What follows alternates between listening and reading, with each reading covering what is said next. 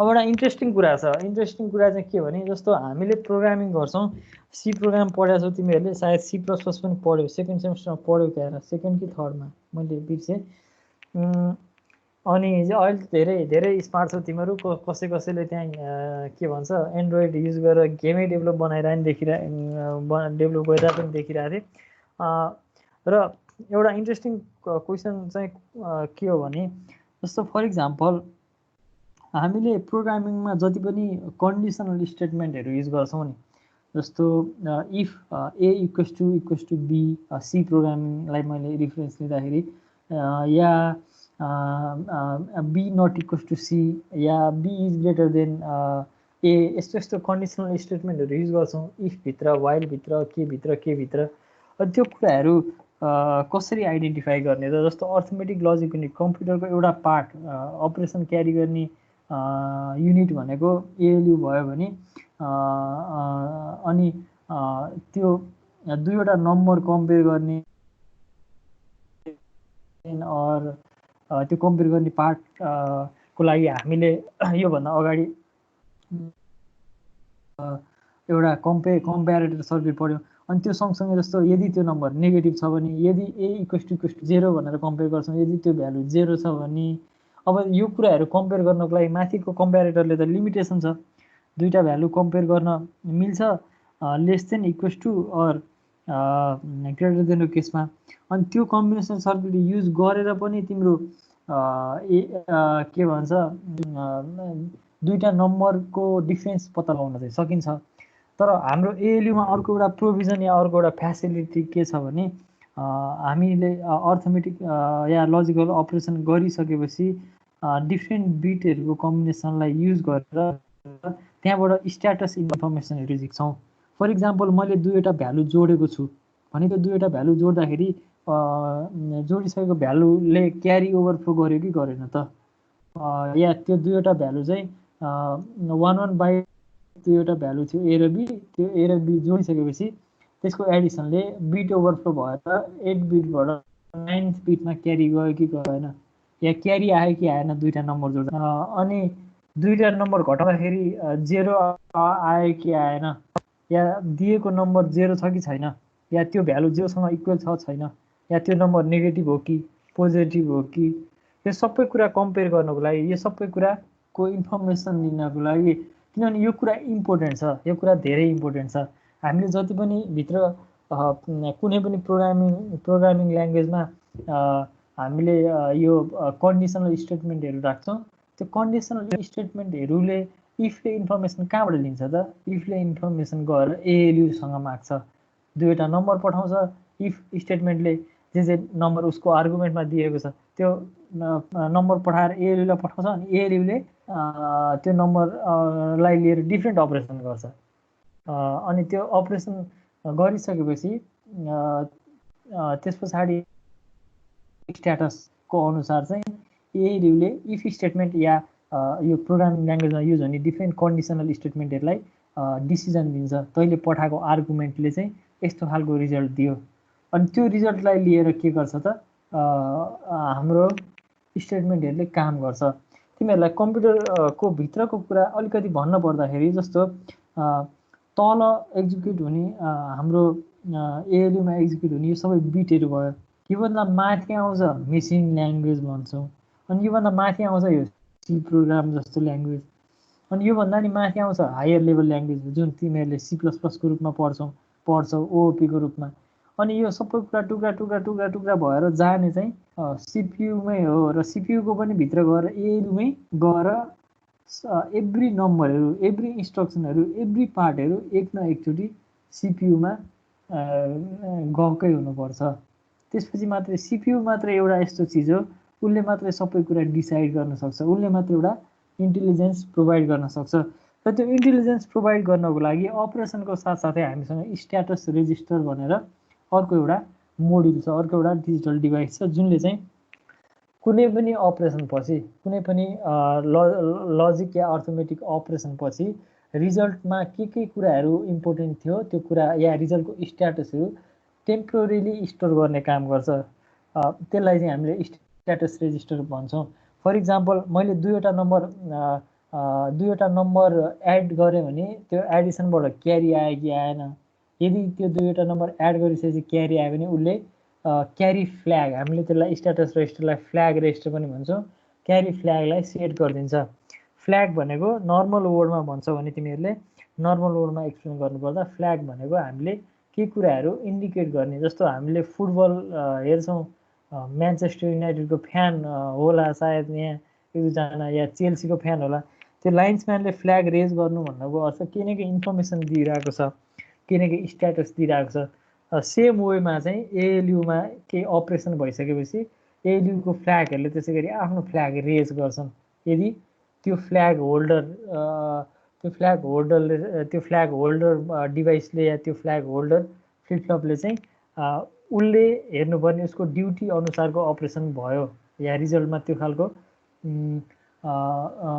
Beet present भयो या त्यो condition present भयो भने आफ्नो फ्ल्याग रेज गर्छ, र त्यो फ्ल्यागलाई स्ट्याटस पनि भनिन्छ। र त्यो फ्ल्याग भनेको एउटा बिट हो, र त्यो बिट भनेको बिट स्टोर गर्ने काम एउटा फ्लिपफ्लपले गर्छ। र अब म सिम्पल वेमा भन्छु, अलिकति कन्फ्युज भयो होला अहिले भन्दै जाँदाखेरि। जस्तो यता फिगरमा हेऱ्यो भने यहाँ 8 बिट एएलयु देख्छौ, र यो 8 बिट एएलयुमा 8 बिट एएलयु भन्नुको अर्थ इनपुटहरू 8 वटा बिटको छ, B0 देखि B7 र A0 देखि A7। त्यसरी यो सेलेक्सन लाइन भयो के काम गराउने, अनि यो आउटपुट भयो F। अनि यो पार्ट जुन छ तिमीहरूले हेर्छौ भने यो पार्ट भनेको चाहिँ स्ट्याटसको लागि युज हुने पार्ट भयो। यो रेजिस्टरहरू भनेको यो यहाँ भएको यसलाई यो 4 बिटको रेजिस्टर, 4वटा रेजिस्टर भनेको स्ट्याटस रेजिस्टर हो। र स्ट्याटस रेजिस्टरभित्र VZS र C यिनीहरू भनेको इन्डिपेन्डेन्ट फ्ल्याग, र यो इन्डिपेन्डेन्ट फ्ल्यागहरू या इन्डिपेन्डेन्ट स्ट्याटस बिटहरूले रिजल्ट पछिको रिजल्टको स्ट्याटसलाई चाहिँ स्टोर गरेर राख्छ, ताकि त्यो रिजल्ट त्यो स्ट्याटसलाई लिएर चाहिँ हाम्रो प्रोग्रामले या एएलयु भनेको प्रोसेसरको युनिट भयो, हाम्रो इन्स्ट्रक्सनहरूले या हाम्रो प्रोग्राममा केही डिसिजन लिने काम गरिन्छ। फर इक्जाम्पल यो क्यारी भन्ने बिट, अब यहाँ सर्किट वाइज तिमीहरूले बुझ्नु या कम्बिनेसन सर्किटलाई हेरेर बुझ्नु। यहाँ 4 बिट छ, क्यारी, साइन, 0 र ओभरफ्लो। क्यारी भनेको एडिसन हुँदाखेरि क्यारी आयो आएन, साइन भनेको दिएको नम्बर नेगेटिभ हो कि होइन, र 0 भनेको रिजल्ट 0 आयो कि, कुनै अपरेसन पछिको रिजल्ट 0 आयो कि। यदि रिजल्ट 0 आयो भने जेड फ्ल्याग सेट हुन्छ या जेड फ्लिपफ्लप सेट गरिदिन्छ। र यदि ओभरफ्लो भयो, डाटा ओभरफ्लो भयो, यो भनेको क्यारी मात्रै पनि होइन, डाटा ओभरफ्लो भन्नेले अर्को टर्म सिग्निफाई गर्छ। र यो 4 अपरेसन कुनै पनि अपरेसन पछि यो 4 स्ट्याटसहरू के छ त, अटोमेटिकल्ली यो एएलयुबाट डाटा लिएर यो कम्बिनेसन सर्किटले यो रेजिस्टरमा ट्रान्सफर गरिदिन्छ, जुनले चाहिँ कुनै कन्डिसन देखाउँछ। र म स्ट्रेटली गएँ, जस्तो यदि C9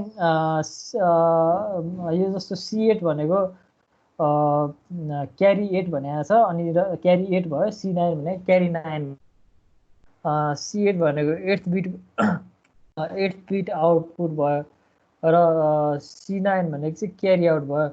र यहाँ हेर, यदि क्यारी आयो भने चाहिँ यहाँ C8 भन्दा नि यहाँ चाहिँ C7 हुनुपर्ने, यहाँ के मिस्टेक भयो जस्तो लाग्यो मलाई, एकचोटि मैले रिफर गर्छु है। तिमीहरूले क्यारीवाला उसमा हेऱ्यो भने तिमीहरूले देख्नुपर्ने हो, जस्तो 8 बिटको एएलयु छ, 8 बिटको एएलयुमा दुईवटा 8 बिट नम्बर जोडिँदाखेरि त्यो बिट ओभरफ्लो भएर 9th बिटमा गयो भने चाहिँ त्यो चाहिँ क्यारी भयो, या त्यो ओभरफ्लो भएर अगाडि बढ्यो भने त्यो क्यारी भयो। त्यसै गरी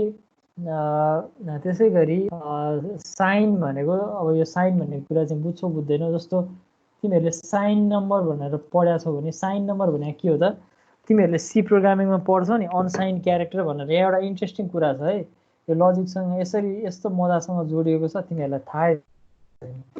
एउटा इन्ट्रेस्टिङ, जस्तो अनसाइन ए र साइन ए भन्छौ नि, unsign character B, unsign character A, या यस्तो CHAR char A equals to 1 5 15 भनेर लेख्न पाउँछौ तिमीहरूले। अब अनसाइन क्यारेक्टर, यसमा अनसाइन पनि लेख्न पाउँछौ, अनसाइन भनेर लेख्न नि पाउँछौ। अब यो कुराहरू सबै केमा जोडिएको छ भने यो पार्टहरूमा जोडिएको छ। र अनसाइन क्यारेक्टर या साइन क्यारेक्टरको तिमीहरूले रेन्ज पढेको अलिकति सम्झना छ भने त्यसको रेन्ज के हुन्छ त? साइन क्यारेक्टरको रेन्ज भनेको -1 28 देखि लिएर प्लस 127 सम्म भनेर पढ्थ्यो। अब यो कुरा बुझेको थिएन होला। अर्को भनेको के छ त? 127 -128 देखि 127 भनेको के को रेन्ज हो भने अहिले तिमीहरूले किताब पल्टाएर हेऱ्यौ सिक्यौ भने पनि देख्छौ यो भनेको क्यारेक्टरको रेन्ज भनेर भनेको छ, साइन क्यारेक्टर। अनसाइन क्यारेक्टर भने त्यसरी 0 देखि 255 भनिदिन्छ तिमीलाई। 255 अनसाइन क्यारेक्टरको रेन्ज तिमीहरूले किताब पढेर हेऱ्यौ भने। अब हो त्यो रेन्जहरू चाहिँ अब यहाँनिर आएर त्यो कुराहरूले स्ट्राइक गर्छ यो ओभरफ्लो साइन 0मा। र साइन भन्नुको अर्थ चाहिँ के हो भन्दाखेरि यदि यो 8 बिटको भ्यालु हो भने यो 8 बिटको एएलयूको रूपमा हामीले कुरा गरिरहेछौँ र यो मोस्ट सिग्निफिकेन्ट बिट यो D0 यो 0th बिट भयो, यो 1 यो 2 भयो र यो 7th भयो भने यो 7th बिटको मेमोरी स्पेस यो त सबै रेजिस्टर भन्नुको अर्थ त यो फ्लिपफ्लप हो, या 8 बिट स्टोर भइरहेछ भन्नुको अर्थ त 1 बाइट स्टोर भइरहेछ भन्नुको अर्थ 8 बिट स्टोर भइरहेछ, त्यो भनेको 8 बिटको रेजिस्टर भयो। र 8 बिटको रेजिस्टरमा मोस्ट सिग्निफिकेन्ट रेजिस्टर या मोस्ट सिग्निफिकेन्ट बिट होल्ड गर्ने रेजिस्टरलाई चाहिँ साइन भ्यालु स्टोर गर्न लगाइन्छ। यदि त्यो नम्बरमा 1 भयो भने चाहिँ त्यो नम्बर नेगेटिभको रूपमा रिप्रेजेन्ट गरिन्छ। यदि यो नम्बर 1 भयो भने यो नम्बर यो दिएको होल नम्बर यो बाँकीको 7वटा बिट चाहिँ म्याग्निट्युडको रूपमा लिइन्छ र लास्टको एउटा बिट 8th बिट चाहिँ तिम्रो साइन इन्डिकेसनको रूपमा लिइन्छ। यदि यो बिट 1 छ भने त्यो भ्यालु यो म्याग्निट्युड चाहिँ नेगेटिभ छ भन्ने बुझिन्छ र यदि यो बिट 0 छ भने यो म्याग्निट्युड चाहिँ पोजिटिभ नम्बर छ भन्ने बुझिन्छ। र क्यारी अपरेसन भने सिम्पली एडिसन या सब्ट्र्याक्सनको केसमा आएको क्यारी सब्ट्र्याक्सनको रूपमा क्यारी आयो भने क्यारी फ्ल्याग सेट भयो, क्यारी बिट सेट भयो। त्यसै गरी कुनै पनि अपरेसन पछि चाहिँ यो लास्टको बिट हेर्छौ भने यो लास्टको बिटमा साइन जोडिएको छ नि, देख्छौ? साइन जोडिएको छ नि, देख्छौ नि हैन? यो लास्टको बिटमा साइन जोडिएको छ भन्नुको अर्थ लास्ट बिटमा 1 भयो एएलयू अपरेसन पछि भने यो साइन फ्ल्याग 1 हुन्छ भन्नुको अर्थ अब यो एएलयूले दिइरहेको रिजल्टमा चाहिँ नेगेटिभ भ्यालु आयो या त्यो भ्यालु चाहिँ नेगेटिभ आयो या त्यो भ्यालु नेगेटिभ हो भन्ने इन्डिकेट गर्न साइन बिट 1 हुन्छ। त्यसै गरी 0 बिट चाहिँ यदि यो सबै आउटपुट 0 भयो, तिमीहरूले 8वटै आउटपुट 0 भयो नि, यहाँ एक्स या त नर युज गरिरहेछ, यो सबै 0 हुँदा मात्रै 1 हुन्छ यो जेड चाहिँ भन्नुको अर्थ एएलयूमा केही अपरेसन भयो। जस्तो 15 - 15 भयो भने त 15 - 15 गरियो भने 15 - 15 गर्दाखेरि रिजल्ट त के आउँछ? 0 आउँछ नि त। न क्यारी आउँछ, न साइन आउँछ, न ओभरफ्लो आउँछ, रिजल्ट 0 आउँछ। त्यो केसमा 0 फ्ल्याग यो रेजिस्टरको यो बिट सेट हुन्छ जुन चाहिँ यो यो नर गेटले ल्याएर यसरी जेडमा फिड गरेर हुन्छ। र तिमीहरूले सीमा पढ्छौ इफ ए इक्वल्स टु 0 भनेर। त्यो काममा के गर्छ त इफले भने यो दुईटा नम्बर पठाइदिन्छ या यो एलाई यो स्टेटमेन्ट इन्स्ट्रक्सनमा चेन्ज हुँदा मेसिन ल्याङ्ग्वेजमा चेन्ज हुँदाखेरि यो एएलयूमा जान्छ। यो यसको केसमा पनि एमै जान्छ अनि यो यो बीमा पनि सेम कपी हुन्छ अनि यो कपी भएर यो दुईटा सब्ट्र्याक्सन हुन्छ अनि रिजल्ट 0 आयो भने यो 0 फ्ल्याग सेट हुन्छ। यदि यो 0 यो 1 रहेछ, यो जेड 1 रहेछ भने मात्र यो इफले के पाउँछ त? इफमा यो इक्विभ्यालेन्ट यो चाहिँ बुलियन 1 पाउँछ। बुझ्यौ? यो केसमा ए र ए घटाउने होइन, के अरे यो ए चाहिँ मानौ 0 0 सँग अर गरिन्छ, अरिङ गरियो भने यदि एमा पनि 0 छ भने 0 0 सँग अर गर्दा त रिजल्ट 0 आउँछ। त्यो रिजल्ट 0 आएपछि त्यसले 0 फ्ल्यागलाई सेट गरिदिन्छ र यो इफले 1 पाउँछ। अनि यसरी चाहिँ हो त्यो तैँले पठाएको ए चाहिँ 0 रहेछ भनेर प्रोग्राममा त्यसरी कन्डिसन चेक गरिन्छ। अब सरी अब म स्ट्रेट गएँ है। त्यसैगरी ओभरफ्लोको केस भनेको चाहिँ यो C8 भन्नुपर्छ, यो C7 हो। यहाँनिर यो एउटा यो चाहिँ C8 हो। यो भनेको लास्ट बिट, यो भनेको क्यारी आउट। यो ओभरफ्लो चाहिँ के हुन्छ भन्दाखेरि यदि दिएको नम्बर नेगेटिभ बिटमा नेगेटिभ बिट पनि 1 छ, नेगेटिभ बिट भनेको यो 8th बिट भयो, जुनलाई चाहिँ 7thले नोटिफाई गरिएको छ, र क्यारी पनि नेगेटिभ पनि छ या क्यारी पनि छ या क्यारी मात्रै पनि आयो भने त्यतिखेर चाहिँ ओभरफ्लो हुन्छ। फर इक्जाम्पल तिमीहरूले एउटा कुरा म तिमीहरूलाई हेर्न सजेस्ट गर्छु। यो कुरालाई मैले धेरै लम्ब्याइरहेन। जस्तो नम्बरलाई डिफ्रेन्ट वेमा रिप्रेजेन्ट गरिन्छ। एउटा वे भनेको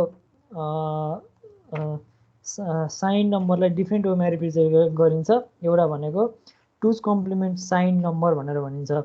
टुज कम्प्लिमेन्ट साइन नम्बर भनेको कस्तो हुन्छ भने जस्तो 126 मानौँ, 126 भ्यालुको इक्विभ्यालेन्ट कति हुन्छ त टुज कम्प्लिमेन्टमा, टुज कम्प्लिमेन्ट साइनमा 126 को 1s कम्प्लिमेन्ट भनेको कति भयो? 126 भनेको 0 1 1 1 1 1 1 अनि 0 हुन्छ 126 भनेको है। तिमीहरूले यो कपीमा गएर हेर्नु। र 126 माइनस 126 या माइनस 126 भन्दा नि 126 को 1s कम्प्लिमेन्ट भनेको चाहिँ के भयो त? 1 0 0 0 0 1 2 3 4 5 6 1 2 3 4 5 6 यो भयो। र यो चाहिँ 1s कम्प्लिमेन्ट भयो। यसमा 1 जोडेपछि यो चाहिँ 2s कम्प्लिमेन्ट भयो।